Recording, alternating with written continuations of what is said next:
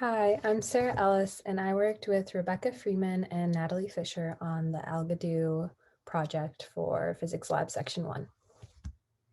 In this simulation, we considered how energy was transformed in different types of collisions. We wanted to analyze the effects of inelastic and elastic collisions on total energy of an interaction, as well as how momentum was conserved in these situations. We know that in both inelastic and elastic collisions, momentum is conserved. However, in inelastic collisions, kinetic energy is not conserved throughout, whereas in elastic collisions, it is. In order to have a deeper understanding of these physics concepts and how they manifest in real life situations, we look to alter the mass of the objects being used as well. By doing this, we were able to analyze how kinetic energy will differ in each system, as well as how momentum is altered. In order to simulate the energy transformations we were interested in, we created a system that models balls of the same size but different masses being dropped from the same height onto a system of a plank attached to a sphere with a box that has a tracker on it that is launched when the ball lands on the plank. This system showed us the difference in energy between two different masses being dropped from the same height. And in order to also investigate the effects of elastic versus inelastic collision, we created another version of the system that has those properties. The basic components of each system are the same. They are both isolated with no outside forces like wind acting on them. The plank and the sphere are attached by making them one object in Algodo. There's a slight issue with this modeling assumption because in a real world situation, the system would not connect perfectly like we treat it here. The plank and the box that's sitting on it both have friction adjusted to be very high so that the box doesn't slide when the simulation is run. All four balls are the same size. The green ones have a mass that's been set to 1 kilogram, and the purple ones have a mass of 2 kilograms. In the system on the left, both of these balls and the planks that they drop onto have a restitution of 0.5, meaning that they collide inelastically. However, in this system, both the balls and the planks have a restitution of 1, which means that they collide perfectly elastically. All four boxes have trackers on them, which are those spheres here, so that we can observe their motion more closely. The sphere plank objects all have the same mass. The key A deletes this board here, and the key C deletes this one. These commands were separated to allow for evaluation of each system separately, but they can be pressed at the same time to compare the two systems, as we will do now. So we press play, then A and C at the same time to delete both of the planks, and then the simulation can be paused to determine the height of each of these boxes based on the trackers that were attached to them. Creating this model and modeling the objects is fairly accurate. However, as previously mentioned, there would be some differences in the connections of objects compared to the way they are modeled in Algodo. In addition to this, the method of dropping the balls would probably be changed in a real-world situation. In this model, it's easy to delete the board holding them up and they drop at the exact same time. However, doing this in an experimental setting is not feasible and an adjusted drop method would have to be used.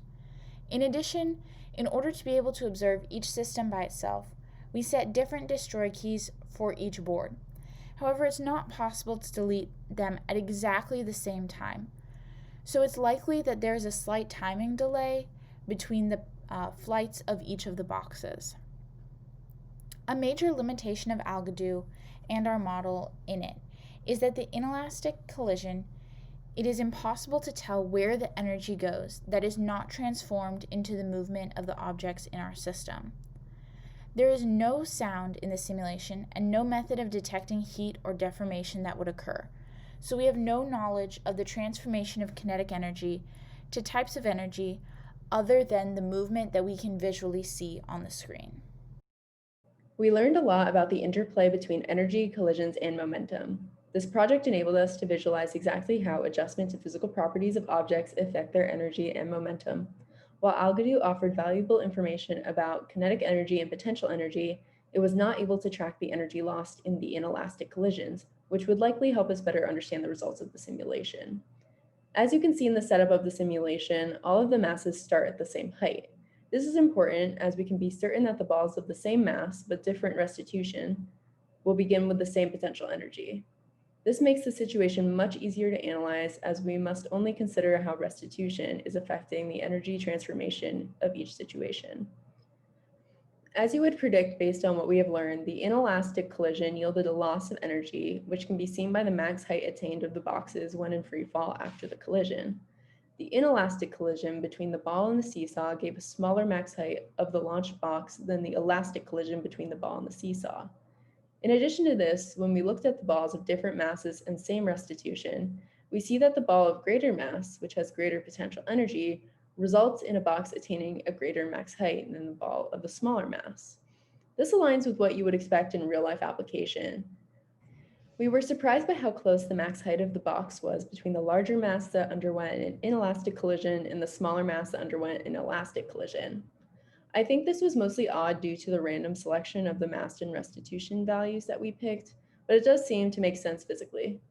Because this is a computer program, many simplifying assumptions were made, such as no air resistance, all objects in the simulation being perfectly uniform in mass distribution, and the entire simulation being a closed system. Throughout this project, we are faced with limitations regarding the real-world accuracy of our simulation. Examples of this include, but are not limited to, Algodo not accounting for the dissipation of energy in the form of thermal energy or sound, the inability of humans to click A and C simultaneously in our simulation, as well as the simplifying assumptions that were made. However, despite these limitations, our simulation successfully enhanced our understanding of elastic and inelastic collisions, and how variables such as mass and restitution affect the energy that follows a collision.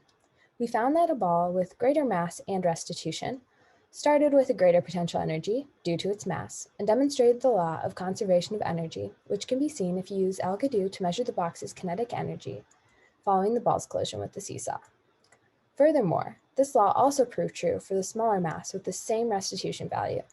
When the restitution value was decreased, however, like we did for the set of masses on the left, the collision between the masses in the seesaw is no longer perfectly elastic, and therefore can be determined that energy is not conserved due to its dissipation. This finding made sense and reinforced our knowledge of conservation of energy. Something that was especially interesting to us was comparing the launches of these middle two boxes. As you can see, they arrive at very similar maximum heights, which leads us to question if there's some relationship between mass and restitution that we did not recognize before. Nonetheless, this project helped us to identify key findings from the semester and allowed us to conduct an experiment in which we could manipulate different aspects to see their effects on the simulation. This definitely enhanced our overall understanding of these concepts. Thank you for listening.